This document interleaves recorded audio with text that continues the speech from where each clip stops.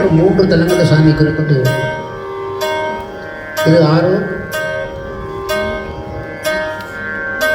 பெருந்துறை, குற்றாலம் என்ற 3 திருத்தலங்களில் மருளி செய்கிறார் ஒரே பாட்டில். அதனால் நிறைய திருவாசனம் அதிகமாக படிச்சது 3 பாட்டு படித்தா மனசுக்கு ஒரு எப்படி சொல்ல சுணக்கமாக இருந்துடக்கூடாது. என்னால் என்ன பண்ணாங்கன்னா 3 பாட்டு தான் நமக்கு சாமி எழுதி கொடுத்துக்காரு. அப்போ 3 பாட்டு 300 பாட்டுக்கு சமம் அப்படின்னு நம்மளாம் எடுத்துக்கொண்டு ஒரு வரியை திருப்பி எல்லாருமா சொல்லிட்டா நிறையா படித்த மாதிரி ஒரு திருப்தி.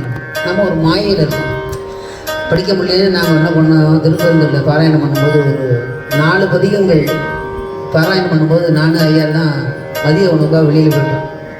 அப்புறம் திரும்பி வரும்போது ஐயா தான் ஐடியா கொடுத்தோம். காரில் உட்காந்துக்கிட்டு எந்த பதிகம் நம்ம சாப்பிடும்போது விட்டு போச்சு அந்த பதிகத்தை நம்ம ஓதி போயிடும் அப்படின்னு திரும்ப வந்து காரில் ஓதிக்கும்.